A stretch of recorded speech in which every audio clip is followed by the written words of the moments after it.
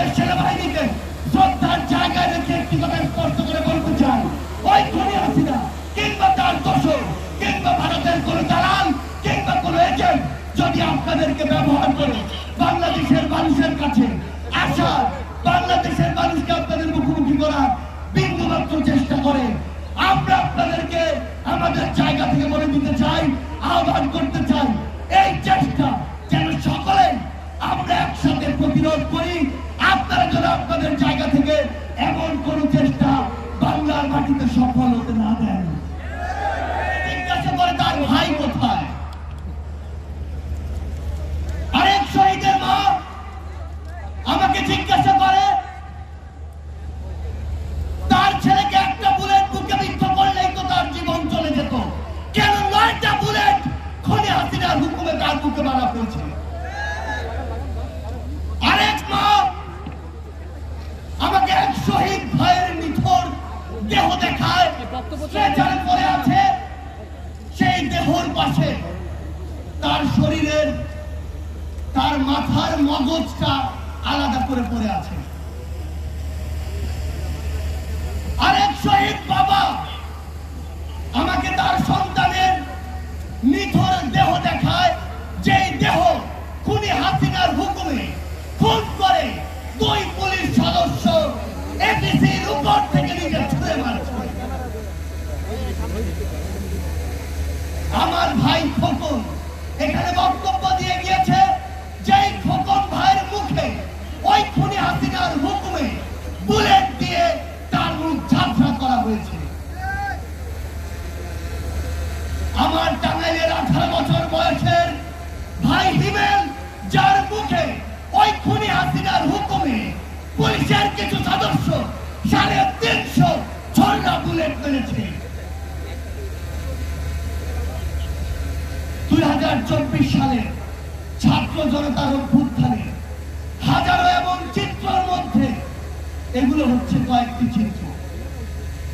বিগত 16 বছর ধরে এই দেশে খুনি হাসিনা এই দেশের মানুষকে, জনগণকে বিভিন্ন ট্যাগ দিয়ে, বিভিন্ন রাজনৈতিক নাম দিয়ে, বিভিন্ন মতাদর্শের নাম দিয়ে যেভাবে খুন করেছে, যেভাবে জেলে দিয়েছে, যেভাবে মামলা দিয়েছে, হয়রানি করেছে, তা আমরা এখনই ভুলতে বসেছি। আমরা বিগত 16 বছরে বাংলাদেশের সকল রাজনৈতিক দল বিভিন্ন সময়ে বিভিন্ন ভাবে তাদের বিরুদ্ধে বিভিন্ন ভাবে নামার চেষ্টা করেছি। আমরা কি সফল হয়েছিলাম? বিগত 16 বছরে যখন আমরা এককভাবে বিভিন্ন ব্যানার নিয়ে রাজপথে ওই খুনির বিরুদ্ধে নেমেছি, আমরা কিন্তু সফল হইনি।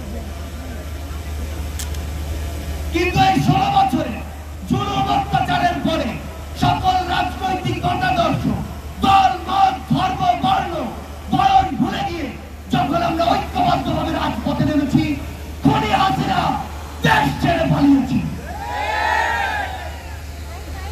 কিন্তু খুনি হাসিনা দেশ ছেড়ে পালানোর পর এই নতুন বাংলাদেশে আজ কি ঘটছে সেগুলো আমাদের দেখা খুবই গুরুত্বপূর্ণ।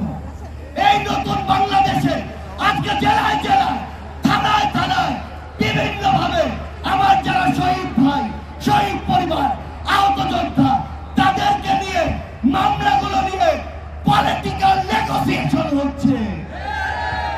আজকে টাকার বিনিময়ে মামলা লেখা হচ্ছে, টাকার বিনিময়ে মামলা উইথড্র হচ্ছে। আমরা ওই পুলিশ সদস্যদের, বাংলাদেশ পুলিশকে একটি কথা স্পষ্ট করে জানাতে চাই, ওই খুনি হাসিনা বিগত 16 বছরে আপনাদের এই প্রতিষ্ঠানটিকে টিস্যুর মতো ব্যবহার করেছিল। যখন প্রয়োজন হয়েছে, যেভাবে প্রয়োজন হয়েছে, আপনাদেরকে ইউজ করেছে। আর দিন শেষে যা আত্মসম্মান গিয়েছে, যা মর্যাদা গিয়েছে, আপনাদের গিয়েছে, আপনাদের পোশাকের গিয়েছে। কিন্তু আজ এই অভ্যুত্থান পরবর্তী সময়ে আপনাদের ওই পোশাক থেকে যদি ওই খুনি হাসিনার দোসররা কিংবা অন্য কেউ কিংবা অন্য কোন গোষ্ঠী অন্য কোন ভাবে ব্যবহার করার চেষ্টা করে, তাহলে আপনাদেরকে এক সময় আস্থা করে নিক্ষেপিত হতে হবে। বাংলাদেশ সেনাবাহিনী 2009 সালে তাদের যে ইমেজ, সেই ইমেজটি হারিয়েছে। ওই মিডিয়া হত্যাকাণ্ডে যখন তাদেরকে, তাদের অফিসার ভাইদেরকে হত্যা করা হয়, তারা নিশ্চুপ ছিল ওই খুনি হাসিনার চক্রান্তে, খুনি হাসিনার হুকুমে। ওই শাপলা চত্বরে যখন আমাদের ভাইদেরকে বিভিন্ন ট্যাগ দিয়ে উগ্রপন্থী বলে হত্যা করা হয়েছিল, তখন যখন বাংলাদেশ সেনাবাহিনী তাদের জায়গা থেকে ওই তাদের পাশে দাঁড়ায়নি, প্রতিবাদ কি করেনি, তখন তাদের ইমেজের ক্ষুণ্ণ হয়েছিল। 2024 সালে ওই কারফিউ দিয়ে খুনি হাসিনা যখন মসজিদে টিকে থাকতে চেয়েছিল, তখন সেনাবাহিনী রাজপথে নেমে তাদের ইমেজের ক্ষুণ্ণ করেছিল। কিন্তু এই 24-এর অভ্যুত্থানে 5ই আগস্টে ওই খুনি হাসিনার হুকুমে এদেশের গণমানুষের উপরে গুলি না চালিয়ে বুক ঝাঁঝরা করে জনগণের পাশে দাঁড়ানোর জন্য সেনাবাহিনী তার পুরো আত্মসম্মান আবারও ফিরে পেয়েছে।